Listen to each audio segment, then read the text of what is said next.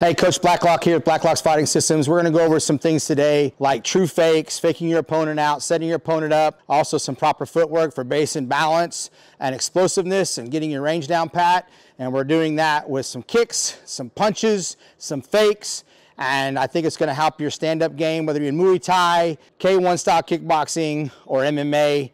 Again, Blacklock's Fighting Systems. I hope this helps you. So the first technique we're going to talk about is an outside leg kick. I've been teaching this kick for years and years and years. It's a low kick. Some people call a leg kick a low kick. A low kick to me is below the knee and it catches the calf and the outside part of the leg. So the most important things here are always base, balance, strength, position, and knowing your range. The best way to set up without any striking setup, just your posture, your body with your opponent, is to know that if my left shoulder, since Decker's going to go to his right and kick my left leg, I should be splitting him. So if you're standing here in a Thai style or a Dutch style where I'm leaning forward and we're squared, a lot of times what's going to happen is you're going to try to reach for that outside leg kick, go ahead, and then you're going to get checked really hard. But to avoid the check, and most people think, well, checking is a part of fighting. I disagree. Checking as little as possible saves your body a lot, especially in tournament style fighting, because you're going to fight multiple opponents in a day. And in some tournaments, like overseas, you may be fighting multiple opponents a day and throughout the week. So you want to save your body as much as possible. So to not get checked, you want to make sure if we're square, we're going to do some setups, but Decker wants to make sure that basically his body, his chin, his center mass is to my outside shoulder. And then when he goes to kick, even if he doesn't do any setup, he can kick the outside of that leg right there. Now, some setups for that. I'm going to throw a jab, and one of the things that Decker can do is he's going to parry that jab, and as he does that, he's going to step outside, what I call my kinetic triangle, BKT, Blacklock's kinetic triangle. And kinetically, I call it kinetics because kinesiology is a study of movement. And so we always have a triangle between us, no matter where we go. So if he moves right and I move left, the triangle moves with us.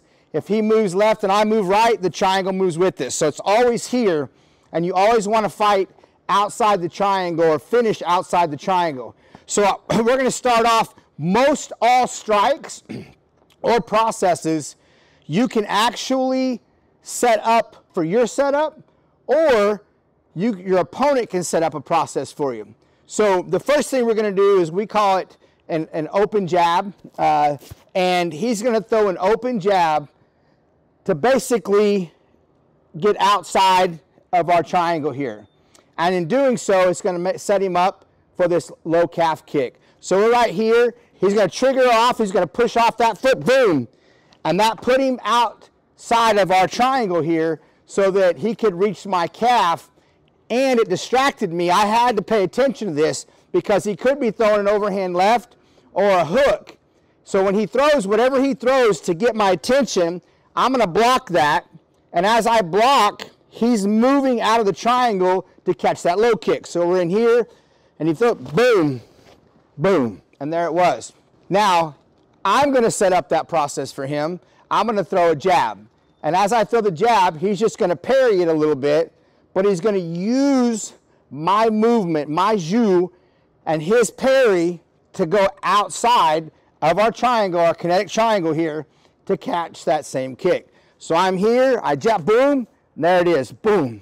And it doesn't matter, typically you will see if you grow as a fighter and you have a good instructor, the harder somebody throws to something and the more brave you are in knowing your range and staying in there, the harder I throw this jab, the more it's going to move my body, making it easier for Senf to stick outside the triangle and to catch that low calf kick. So I'm going to throw a real jab, and he gets outside. Low calf kick, Make sure you practice your range, and make sure on the low calf kick, you line your body up right, which it takes fight IQ. And how do you raise your fight IQ? You practice, and you practice, and you practice, and then you try to do it during sparring. That's why with a good gym and a good coach, I suggest you acclimate sparring towards technique. And then you can go try to do it in live sparring. We're gonna do a technique now with an inside leg kick. I think a lot of people get checked on this. The two downsides to inside leg kicks are you rack your opponent, so you're busting right up the middle here, intentionally or unintentionally. And even if you're a girl, if you've ever been hit right on that pubis bone, it doesn't matter if you got Christmas tree ornaments or not, it hurts. And you can get disqualified for irresponsibly kicking your opponent down where the jewels and stuff are. So on this technique, the inside leg kick, some things to remember before any parts of the setup. There's another technique on YouTube that we've taught where you go to the calf kick. It's the outside low kick. Well, this is kind of the opposite. So to set this kick up now, and we're gonna turn kind of at an angle a little bit here. So now, Michael and I are squared. And if he goes to kick the inside of my leg kick right here, I'm gonna be able to check him. And it's gonna, again, I mentioned in other videos, getting checked is not good. It's wear and tear on your body during your match. It's wear and tear on your body during training. And getting checked, it hurts. I don't care who you are, unless you grew up in Thailand, you start when you're 4, 5, 6 years old. If it doesn't hurt your shin, you're lying, mentally ill, or somehow you've toughened your shin since you were little. So anyway, so being squared right here, he's going to kick me right in my chikongas right here. So he goes to kick and we're fighting, and bap, he's going to catch me right in here. Or I'm going to check that kick with a simple turn. He goes to boom, and I'm in here. And those low checks, what I call a low check, that's the type of stuff that breaks your opponent's leg. Because a low check, you're going to catch me right at the top of my shin bone, the bottom of my knee, and it's going to catch my opponent or my training partner, especially in a fight, when they're really trying to blast and they don't have shin guards on, it's going to catch him right at the top of the tibia and fibia area, and it's probably going to break his leg. So, or especially if it's at the bottom of his tibia or fibia, the muscles that run through here, if he comes high with it just above the ankle, it's going to snap those bones. So the way you set it up to avoid the pain without any striking or anything yet is we don't want to be squared. If we're squared, again, you're not going to have the right angle. So he wants to throw this kick. He's going to be off your left. Now, if you'll notice, it's the opposite of the low kick.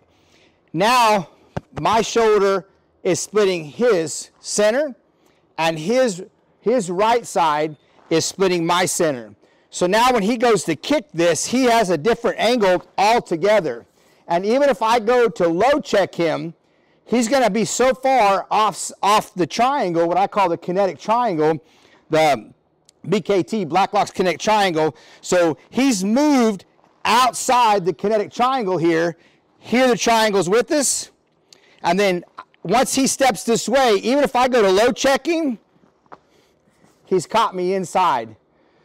Now, there's things you can do to set that up. So if we are here and we're squared, and anything that he can throw to cause me to react or set my feet to where he can move outside of our triangle to be able to take that angle. So what his goal is to throw something to get me to set my feet or block up high so that he can move off center enough to come and catch the inside leg kick. So this isn't rehearsed. I'm going to let him throw whatever he wants to throw.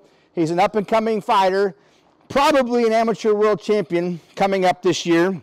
So no rehearsal here. He's going to throw whatever. He's going to go to his left as I respond to whatever he throws, and he's going to be able to catch a good inside leg kick.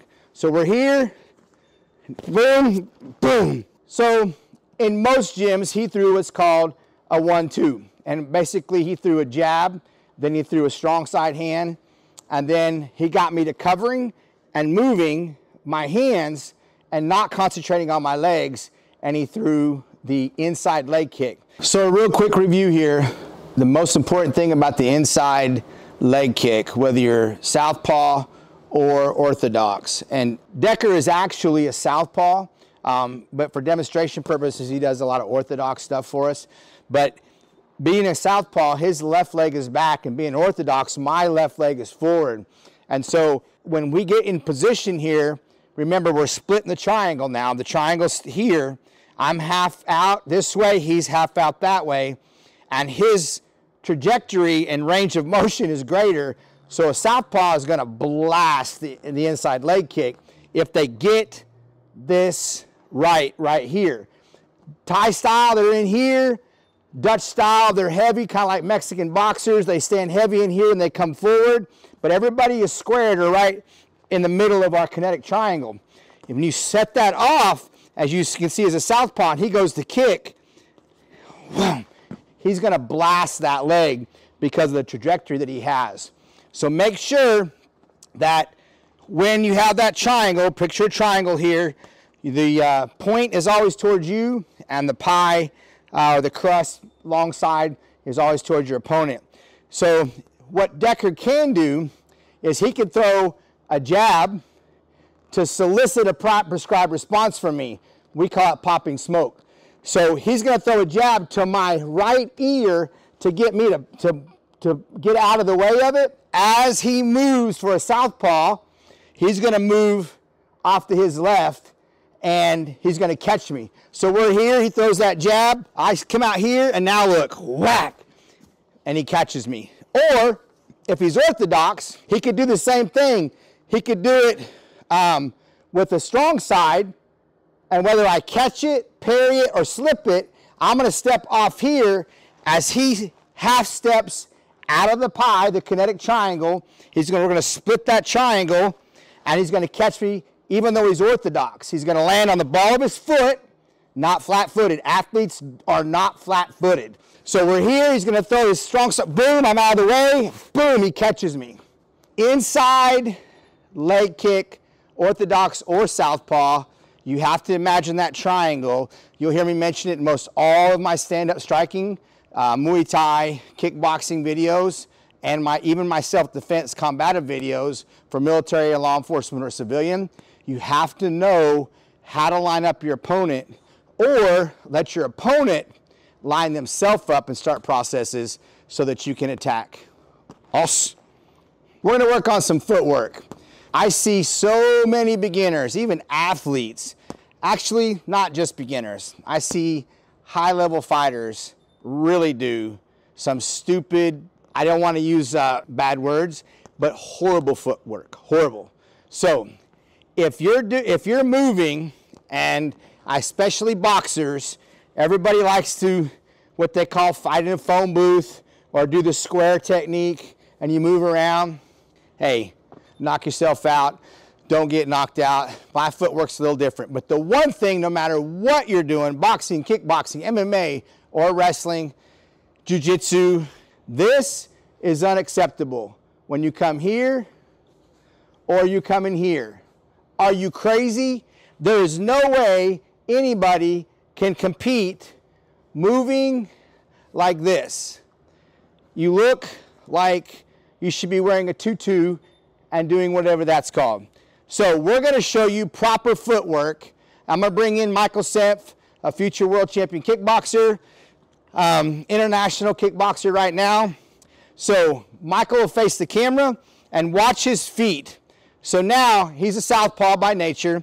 If Michael moves to his left foot will move first, and he'll bring the right foot across. Now when he moves to the right, his right foot will move, and he brings his left foot across. If he goes forward, he will step with his forward foot and drag his back foot. And backwards, he will step, and the front foot is dragged. This is important, and it sounds simple, and people are like, oh, I got that. Why'd you even make a video on that? Well, trust me, it's not as common as you think to see people do great footwork. And if you do footwork right, which is what we're going to go right into now, especially when you see people trying to do the Philly shell or the Mayweather, you may call it, or they lean back. This is where I call it stepping in a bucket. Most people think they got great footwork and they end up flat-footed. So one of the things that I see a lot of, if you'll look down at my feet, is that people tend to drop this back heel. When you drop this back heel right here, you might as well be putting your foot in a bucket, because now I'm flat-footed. One of the only times you drop your back heel is to pick up your front left or offside to throw a hook, so you can rotate your body, your hips, your knees, and get that whole half of your body rotating for a hook. Otherwise, 98% of the time, your back heel needs to stay up off the ground. Decker's really good at kicking head kicks and things. I'm gonna have Decker throw a head kick at me, and I'm gonna lean back the wrong way. I'm gonna stick my foot basically in a bucket, and then I'm flat-footed. So Decker's gonna throw a kick right at my head. See how I moved back and my foot was flat. We'll do that again, the wrong way. So we're here, boom. So I leaned back like a lot of people would, and my foot was flat. The problem with that is now my body is leaned back and my foot's in a bucket.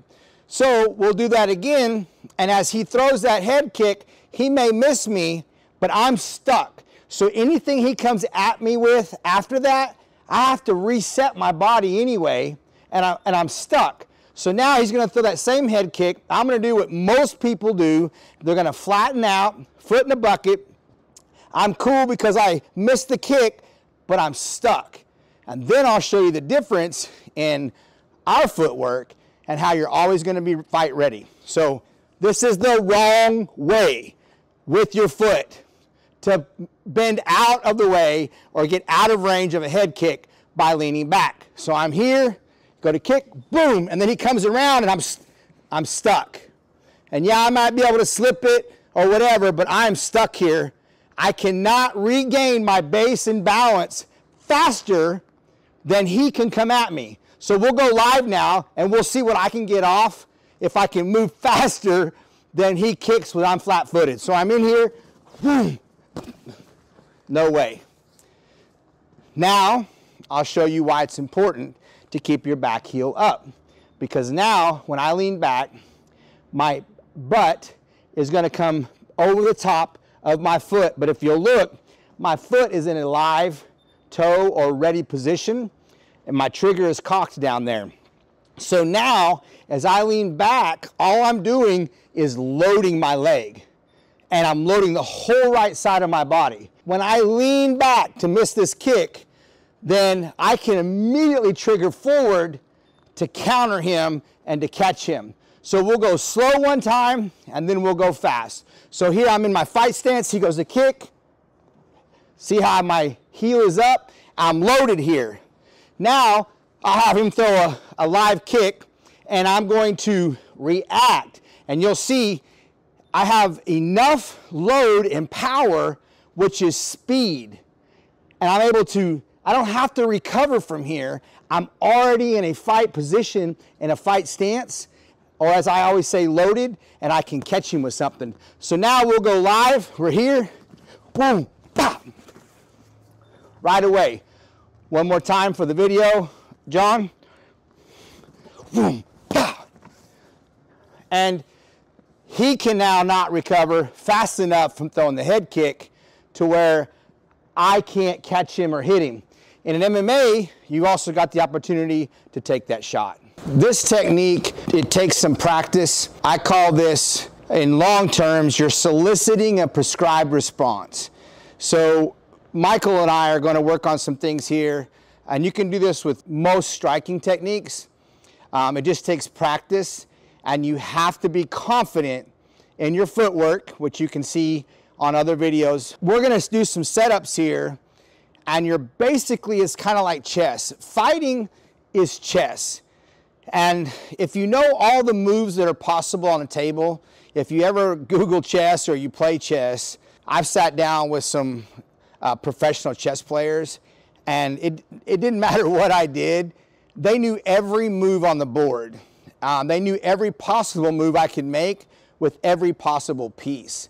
And I know that sounds crazy because fighting is dynamic, but you have to know what your fighters' responses and defenses are. And when you know that to every striking process that you do, then you know where your opponent is going, just like in chess. And that's when you hear me in a lot of videos, or if you hear me coaching on TV or whatever, you'll hear me talking about fight IQ, or you'll hear me hollering IQ, IQ, which means think basically about what you're doing, but more so what you're either getting your opponent to do or what your opponent is doing on their own. I'm just gonna let Decker free roll here, and then I'll come back and explain. So there's some things that he's gonna do as a K1 type kickboxer. This is not rehearsed. So I know that a lot of times when you watch training videos, they're all smooth, and the reason for that is people plan out every step, and it does make for a good training video. And there's times in my videos where we do things what we call by the numbers, a military term, by the numbers, where it's step by step. But we're gonna go with the next level up is in our gym called drill speed, okay? And then we'll step back by the numbers. But basically, Decker, over the past several years, has developed his own processes. And what I mean by that is strike combinations. Boxing, they call them combinations, all right? We call them process because everything in jiu-jitsu, submission grappling, and in combat striking, MMA, kickboxing, Thai fighting, everything, every action gets a reaction. And every process or every flow or every combination, you should already know the outcome of that.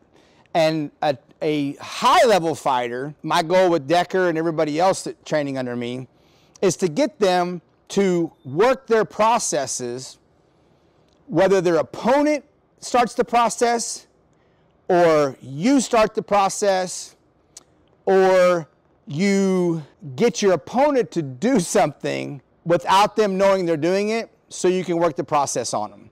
And so we haven't rehearsed this. I'm just gonna talk to Decker like I do every day in the gym, and he's gonna set up his own, basically, we call it popping smoke, but he's gonna throw something to get me to move a certain way so that I literally move into whatever strike he's throwing. And hopefully I'll be able to block it, or the downside is I'll get hit, and the good side is maybe it'll go viral. So we're gonna be here. Good to go. All right, so I'm gonna tell Michael Decker-Semp, he's gonna throw 2 kicks. I don't have really any idea what those are, but he's gonna solicit a prescribed response from me. He's going to throw something to get me to react to it, to basically make me walk into what he's throwing next. And that way my defense is down, and the strike is gonna be much more detrimental or punishing than if we're just standing here banging, basically just clashing swords back and forth. So he's gonna throw what we call popping smoke or a fake of some kind to get me to buy into it, and then he's gonna throw some kind of kick. Hopefully, if the video goes viral, it's because it's good technique and not because he knocked me out. So here we go. So we're here. So what he threw there, we'll go slow now that I know what it is. He basically, as a southpaw, he threw his jab. And he got me, so I went to slip the jab, and as I slipped the jab, he was able to move outside of our triangle, and he kicked this inside back leg, which is something that most orthodox fighters are not used to. We're not used to our back leg being attacked, and thank you, Ernesto Hus. That was a bit of advice that he told me to give Michael Semp. So what happened by the numbers now is he threw a jab, and I slipped it, and I came off out here to get away from the jab. And in doing so, it opened this side of my body up, and he's able to kick the inside of that leg. So he got me to move away from the hand, and I still have a good base here, right? But because I moved outside and he moved across our kinetic triangle, he's able to take that leg out. So now we'll do another one, and we'll see if I can guess it right. So I'm here, boom, boom. Okay, so Decker's second kick, he went for a head kick, and going slow, it looked a little choppy, but basically by the numbers, he did the exact same thing. He set both those up with a jab, and in throwing the jab, I slipped it or parried it a little bit, and he got me to go right into the head kick, which I knew one of these was probably coming. So by the numbers and going slow, when he threw that jab, I went outside of the jab, I slipped it, and I parried it a little bit. And then in doing so, it put me out here, and then he brought up this little whip kick right here, or a question mark kick or a whip kick.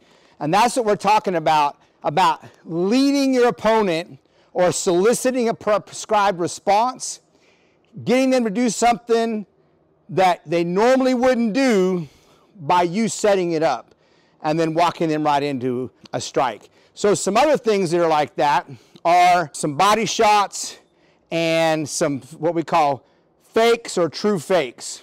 Okay, here is a hand process or a hand combination, depending upon the terminology that you like. He's going to solicit a prescribed response to me.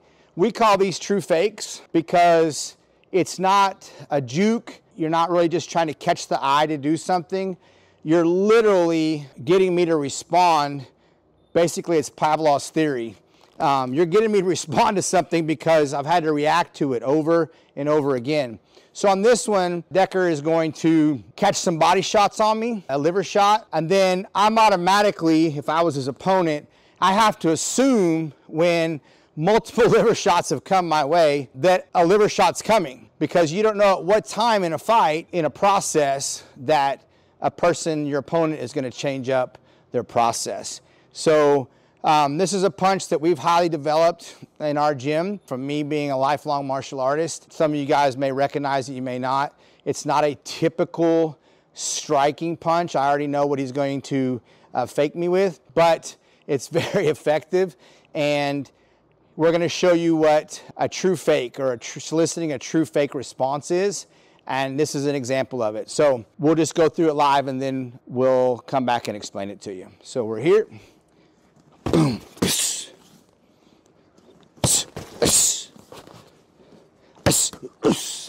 One more time.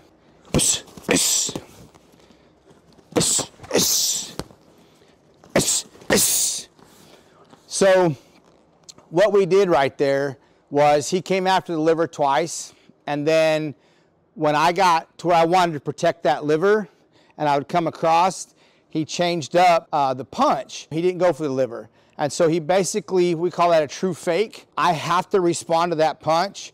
And if you saw, I lazily threw a punch in the middle of that, trying to catch him. I blocked. But to get you to see it, we'll go really slow here.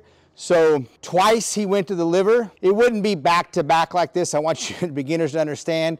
In a fight, you're not going to stand here and do the same process over and over and over. Throughout a round and throughout the fight, let your opponent take pictures of what you're doing, you know, like mentally. And so whenever I see Decker step off here for that liver shot, now I'm automatically going to think that liver shot's coming.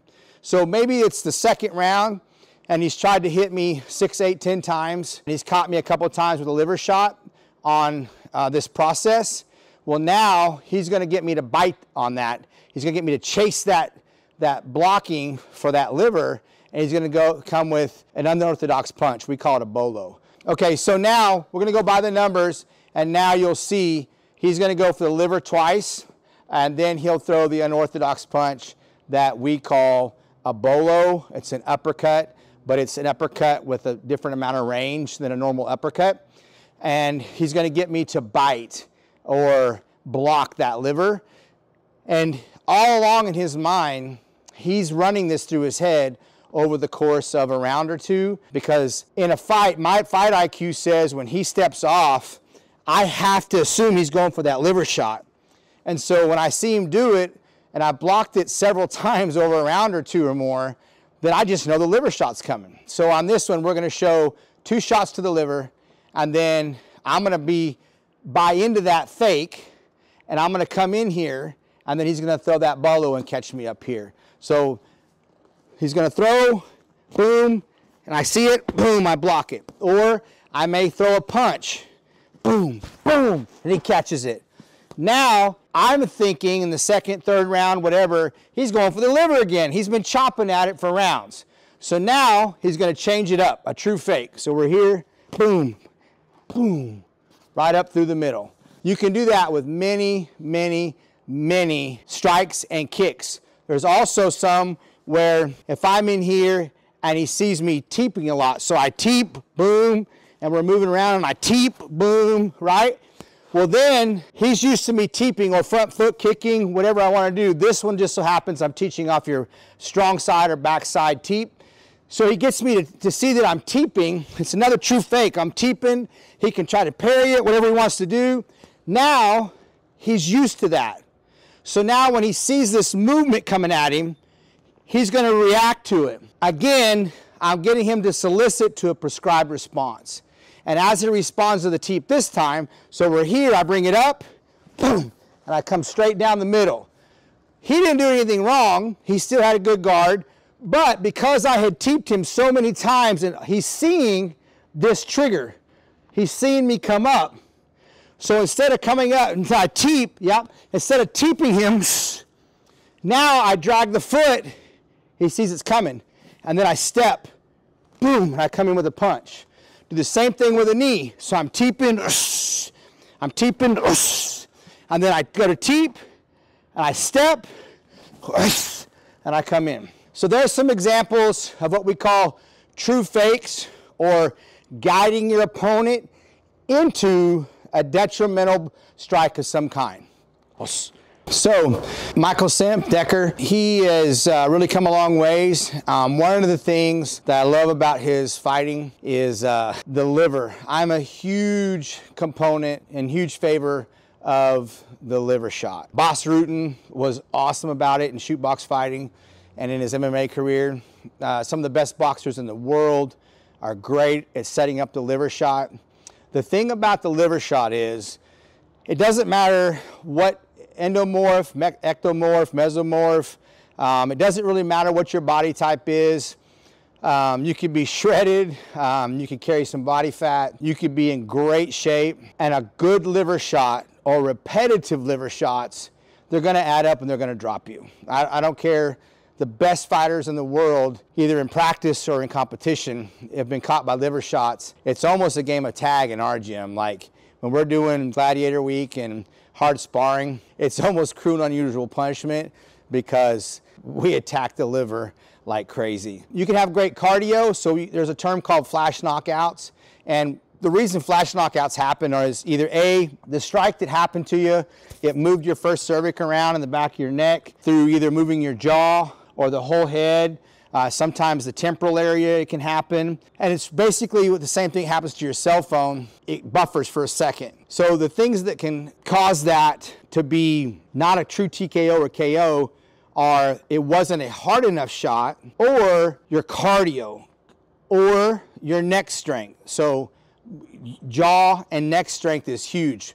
Doing a lot of weights with your neck, a lot of jaw exercises does help, because the lower jaw, as it moves, it'll move the first cervix in the back of your neck, and that's what really causes knockouts. And so a lot of flash knockouts happen, especially in MMA, because guys are in such good cardio and good shape that your body is more resilient and you shake it off better. But the liver, it just will not work with you. When your liver, the lining on your liver, if you study anatomy, there's an actual lining, a sac around your liver. And for men, you'll understand this more than women. When men take a groin shot, a lot of times, and this is gonna sound crazy, a lot of times a nick or a little tink in your groin can be just as painful and drop you as a full-blown kick. And there's a delay. So a lot of times when people get grazed in sparring or in a fight, in the groin area, it's like 1001, 1002, and then somewhere around 1002, 1003, you start feeling that sick feeling in your stomach. And even with knees. And so Decker can tell you his last fight, his opponent, there's a good chance that fight's being overturned because of groin strikes. His opponent through groin strike after groin strike after groin strike, knees, and it just kept happening. And I can't say whether it was on purpose or not, but what happens is the same thing with the liver. In fact, a lot of times for men, liver strikes will almost feel like a groin strike sometimes because it radiates down, and the cells in that sac, that lining around your liver, basically shock the liver. And so if you'll watch, and you can Google this, YouTube it, whatever, just put in best liver shots, and some of the best boxers, MMA, kickboxers in the world will either A, have great setups for a liver shot, or B, you'll see them get caught in the liver, and then they're going to try to work through it or fight through it, and then you can count 1,001, 1,002, and somewhere around 1,003, they drop. My suggestion to you as a 25-year coach of kickboxing, professional boxing, MMA at all levels, if you take that liver shot and it really hurts you, I mean, you feel it, and you don't think you can recover from it, and you're about to take a beating, there's more strikes coming in that situation, I tell my fighters, take the knee. And taking the knee in boxing and kickboxing is unlike MMA. MMA, they'll stop the fight. So you just got to run or fight through it. But in boxing and kickboxing, I always tell my guys, if you feel like you got hit, whether it's a TKO situation or a liver situation, if you feel like you cannot effectively defend yourself and properly better your position, then take a knee, take the 8 count. And here's why. You're gonna get that 10 count. And and then about 8, you need to stand up, breathe, walk to the official, also a professional fight official.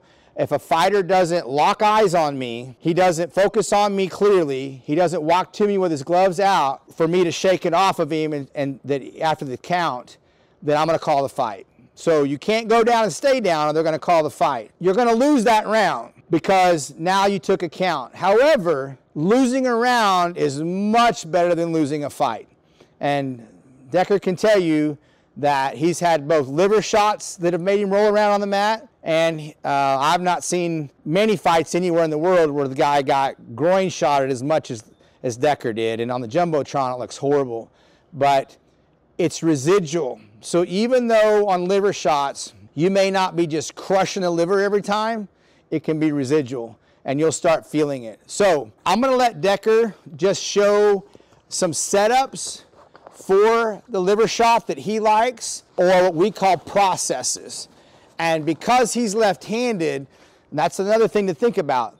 If you're fighting a southpaw, you have to understand that his strong side hand is my liver side. And if you wanna see some of the best liver shots in the world, just Google it like I said, or put in Boss Rutan, another huge legend, somebody I look up to. He's a great guy. But that guy, when he walks in the cage or in the ring back in the old days, he will make you feel like he's pulling your liver out of your body. So I'm just gonna let Decker show some setups or processes that he likes for the liver shot.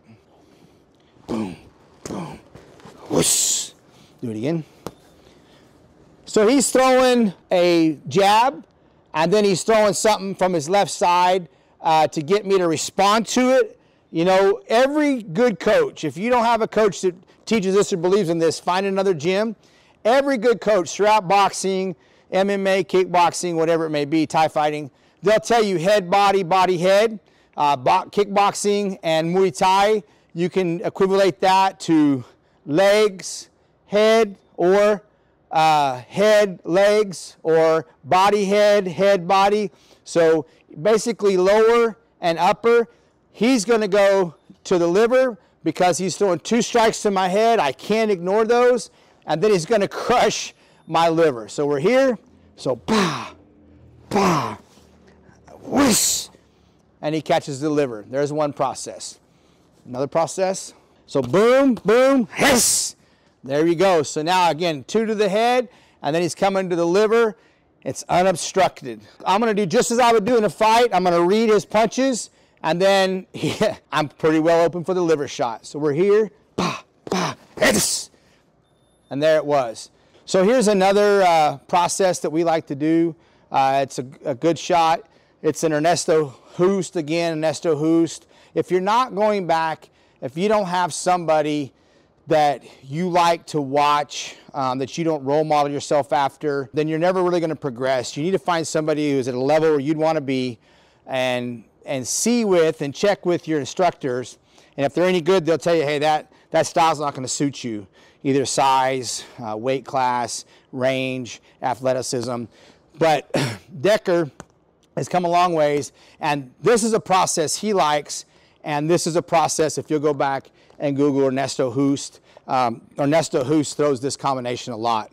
So I'm going to throw a body kick, he's going to trap it or catch it, and then the process he's going to do after that will end up in a liver shot and a devastating kick. So we're here, so I'm here. Huss, huss, huss.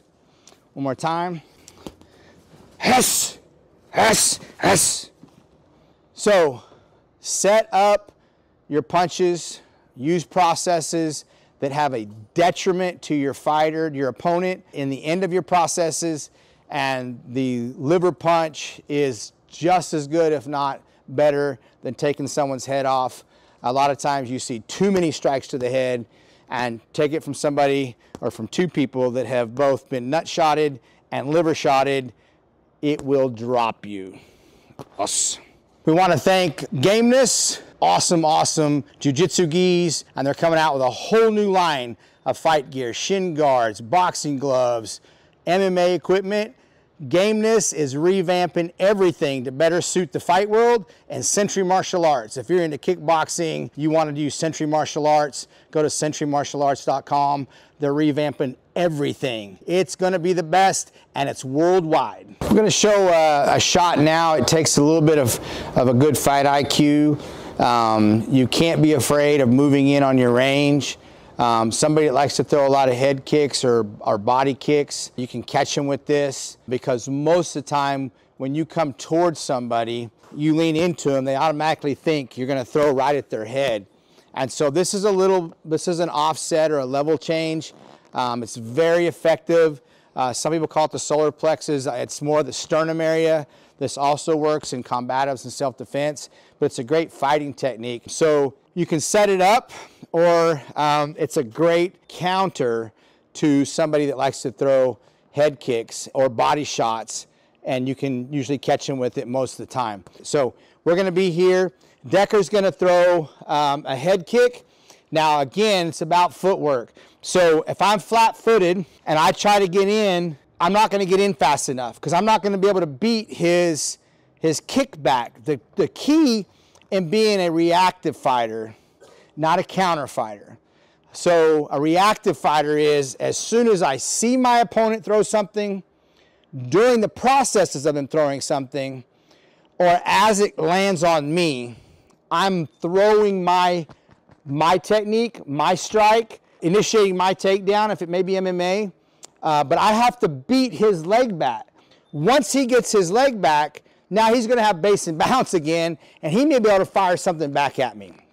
So again, it has to do with me having live, ready feet and having a good base and balance constantly in a fight, because I have to be able to beat, as I've said multiple times already, I've got to beat this back leg down to the mat. Once that back leg hits the mat, he's now in a fight stance again.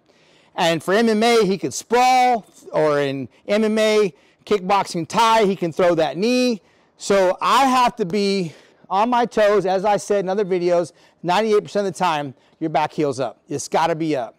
That's where everything comes from. All strikes, all kicks, all knees, all explosive movements forward come from an elevated heel off the floor. I call it toe prints in the sand or toe prints in the mat. You have to push down. So Decker's going to throw this. This is a great counter. I'm going to show you how to react to a punch and react to a head kick by this punch, and it's very effective. So we're here. You're going to kick, boom, hiss. So I came right in. I changed this a low level. We'll do it again. Hiss, hiss. I'm coming right into the sternum area. Another way to catch that sternum area, which is right here, is right below the chest line, right in here. Right above where the abs start and right below where the chest, the sternum stops, right in here. So another way to do that is to parry a jab if they're a southpaw. So I'll show you that now. So we're here, I parry it out of the way, I come right in here. And it can be a short range punch or long range. I slip outside. Again, boom, I come in, or long range. That was more medium range. Boom, right in the sternum area. Heel must be up. You cannot fight flat-footed. If you fight flat-footed, you're crazy and you're gonna get beat a lot. We're gonna talk about a fake or a juke or pop and smoke.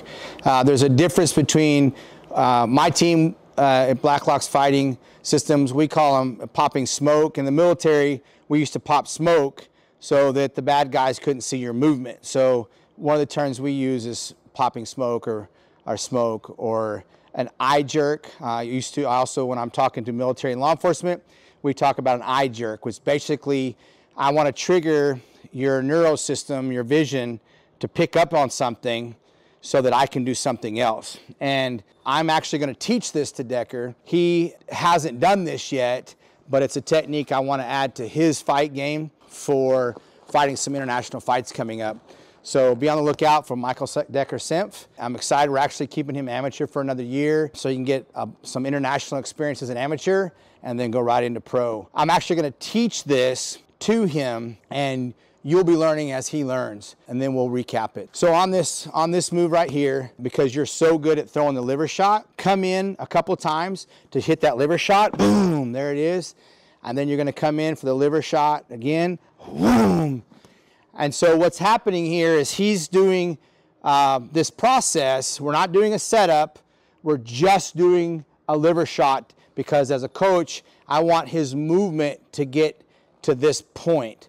So one more time, he's gonna throw this liver shot as he comes in, boom. And you notice as he comes in, go ahead and come in, boom. So this hand is up, so I can't short shovel hook him or throw a little anything here. I can't elbow him in MMA. If you MMA and Muay Thai, non-K1, if you're throwing elbows, this has to be up. And he's keeping a good base and balance. If you'll notice when he comes in, he's catching a good base or balance here. So if I tried to clinch him, see, he's strong right here.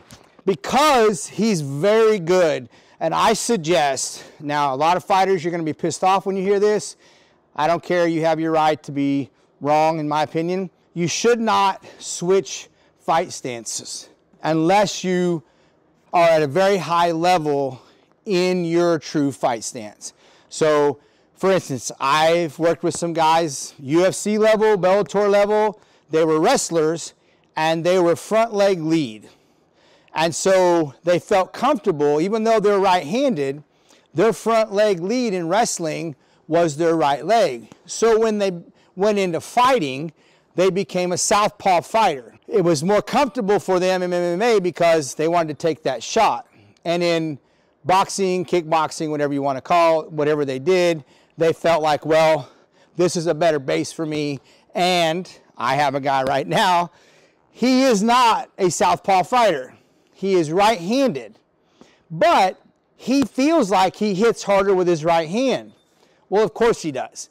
He is a right-handed orthodox person and fighter, but he wants to hit you with his power hand out front because he feels safer fighting behind it. When all reality, it is no longer now his power hand. You cannot throw, if you're an orthodox fighter and you stand southpaw, you cannot throw your front or lead hand as hard as you can from back here because of the trajectory, the range, and the push of your hips and your foot coming forward. So Decker has gotten to that point where I can demonstrate something left or right-handed. In fact, he's key in our gym because he has gotten to the point where his base, his balance, his range, his movement, and his fight IQ is at the point where he can go back and forth, even in a fight. And so when he throws this punch that we're going to come to here, he's going to have power in it.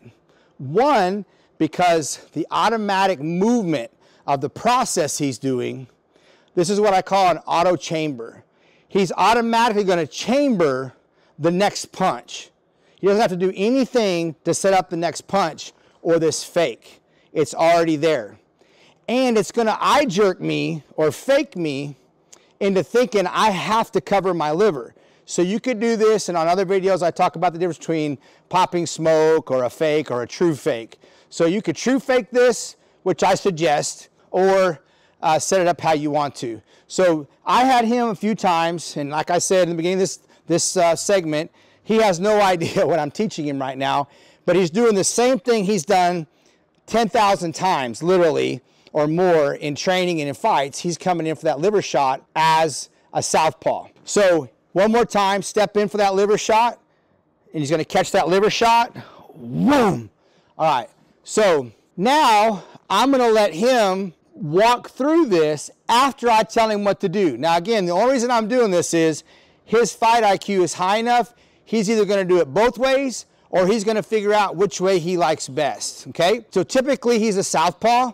I'm going to let him switch to orthodox, and then I'm going to let him throw it southpaw and then land the key punch with his right hand also. So the key punch, the detrimental punch in this, if you do or don't land the liver shot 2 or 3 times or whatever it is before, but he's going to fake to my liver now, and he's going to throw a short right. So as he comes in, he's going to come in like he's going to throw the liver shot. So as he comes in, now he's not going to throw that. He's just going to act like he's going to throw it, and he's going to catch that short right into my jaw. And I'm going to quit talking because I'm going to let him touch me as he does it.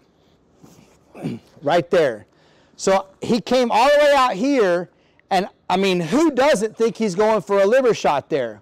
And then right down the middle, he's splitting the pie. He's splitting our triangle here. Kinetically, he's moving out here to take that shot to the liver. I have to pay attention to that. But he's not going to hit the liver. He's coming right down the middle and catching me right on the button. And now I'm going to let him play with it both ways, because he's able to do that where he's at technique-wise and level-wise and fight IQ-wise. I'm not even going to talk. I'm just going to let him feel it out. So here we go.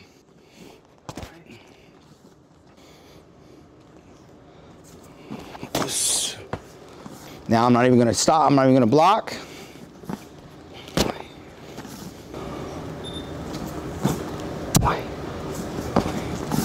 Play with it a few times. Catch the liver both ways, both times. Wow.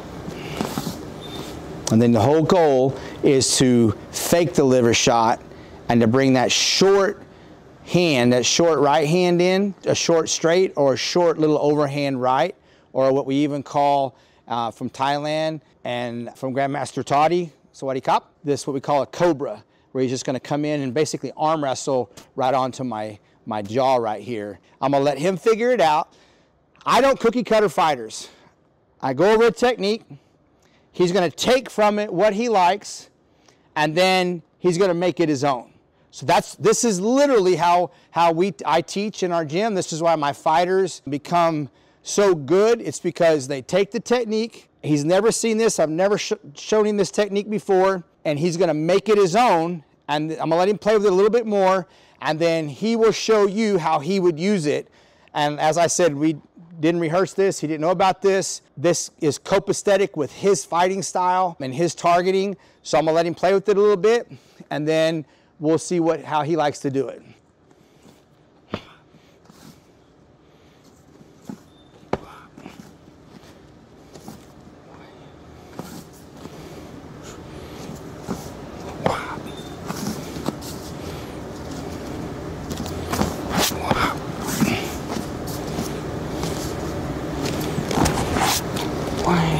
Too much movement. Yeah, I know. Okay, keep working it out. This is typical. I'm not going to edit this part either. So this is him feeling base, balance, range, motion, and trying to figure out how to make it a detrimental blow to an opponent in a fight.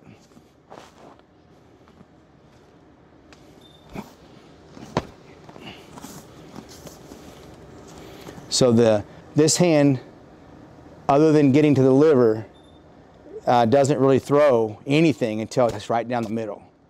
So, boom. Well, you got to figure out how you like it. Figure it out, because basically, instead of I'm coming in here and I'm going to catch that liver, right? I'm coming in here, I'm going to catch the liver. Well, then I'm going to come in here and then I come right down the middle. That's what I want you to do. You just figure out how, with your base balance, orthodox or unorthodox, how you like it. So you're throwing it coming in. So step off a little bit right here. Now, as you step off, it would come, but not before you step off. Right there, there it is, right there. Because I want you, my eye jerk needs to catch you coming this way, so you trigger my neural response system to defend it. That's it right there, yep. Catch the liver. Now, same motion, maybe step short, and then come down.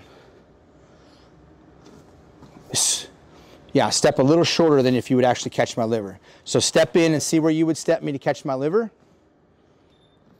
There's a good liver shot for you. Now, see where your footprint, there it is right there. So I just need to see that movement to where I think you're coming.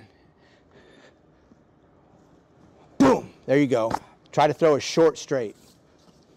So it's gonna come straight right, yeah. So I see you moving, boom, boom, there it is. That's it. So now go slow, and I'll hold my hand up here for it. Yes, yep. So now do a couple times, catch my liver, and then maybe on the third or fourth time, or do it on the third time, you'll cut yourself short in coming through the triangle, and you'll throw the right. Yes. Yes. Yeah. Now stop short. Yes. Right down the middle. So we would work on that, and we typically would do it where I would catch pads. Awesome Gameness pads here. And if you don't know, Gameness and Sentry both are totally redesigning their whole line. It's incredible. We love it. So on this one, he'd come in and he'd catch this, and we're not going live, we're not going hard, we're going what we call drill speed or by the numbers. So he'd catch this liver right here. Yes. Just so he gets an idea of the target. Yes. There we go. And then now I'll hold the pad up here, and he's going to catch, he's going to stop short. And this is how we do things over and over and over and over. And then he's going to figure out his range on this. He's going to throw that short straight right, and then after that I'm going to show him a cobra. So go again now. Yes. Go ahead and crack this one hard now. Yes. Yep. Change a little bit of a level. Yes. Oh, you went right out of my line of my eye line right there. That's good. Yes. Yep. Nice. Going like you're going to the body. Yes. There. I like it. Go again. I liked how you dropped out of my line of sight. Yes. Yep. So now we're going to add to that. I'm going to see how he likes this. So come in here close, like you're going to throw the two. Okay. So stay right here. Come in a little closer now. So get up a little bit. You're going to catch. So right here, I'm going to have him catch. We call it a cobra. So he's going to arm wrestle that. It's going to whoosh, just like that. Yes. Yep. Yes. So see, from here, now we're inside fighting. He can catch the liver, or he can fake that liver as he changes the level, and he's going to squat more than lean. He's going to catch this. Yes. Just arm wrestle. Yes. There. That was it right there. Yes. Yep. Yes. Yep. Coming in. Yes. Yep. Yes. Yep. Yes. Catch the two. Yes. Cobra. Yes. Two. Yes. Cobra. Yes. That was a good, powerful one. Two. Yes. Cobra. Yes. That's how you put things together. Literally, he'll work on this movement now for weeks and weeks until he figures out what he likes. A short overhand, a short straight right, or the cobra. But these are techniques. This is how I teach. You go by the numbers, then you do drill speed, and then we can do it in sparring, and then in live sparring, see how he likes it. But that's another example of a true fake or a fake, and changing head to body, body to head, and then learning range and keeping your base and your balance and your power and your speed in all those ranges. So like I said, Decker's pretty talented and he's able to go southpaw, orthodox, and I let him kind of choose certain moves from different stances. But if you are right-handed, to be the best you need to fight orthodox until you have base, balance, range, and all the basics of striking, and in MMA, all the basics of wrestling down pat. Then, if you want to be one of those guys that can switch around and move around and do all that, or girls, then that's fine. But we're wired certain ways. If you're left or right-handed, it has to do with the wiring and the thought process in your brain, and you can research that on your own. But your reflexology and the way you see things and the way you react to things, your base and your balance are all going to be different depending upon if you're left or right-handed. Don't hide behind something because it feels comfortable defensively if it takes away you being a vicious, violent, offensive fighter, because fights typically aren't won on defense. It's not. You have to be throwing proactively violent strikes to knock your opponent out or to win fights. So fight the way you would write, or fight the way if you had one shot, one punch to knock somebody out, life or death dependency. And if it's your right hand, fight orthodox. If it's your left hand, fight southpaw. And then find an instructor that will teach you things by the numbers and let you adapt to it, and let him or her help you adapt to that particular process or strike, defense, offense, whatever, that best suits you as a fighter. Your range, your speed, your comprehension level, your base, your balance, all those things come into play. And so that's what's going to make you your best fighter. If you're in a gym where they're cookie cutting everything, you're basically in a cardio kickboxing class or a class where, and I'm no disrespect, maybe they're just watching YouTube, I don't know. And also, just because somebody that you think that it's the way things have always been done, that's the way they need to be done. If fighting isn't evolving in your life and in your coach's life, then you might be in the wrong gym. So keep evolving, keep feeling things out, make sure your coach is evolving, and don't be somewhere where everybody's getting cookie cuttered. Make sure you're able to make technique your own. Until next time.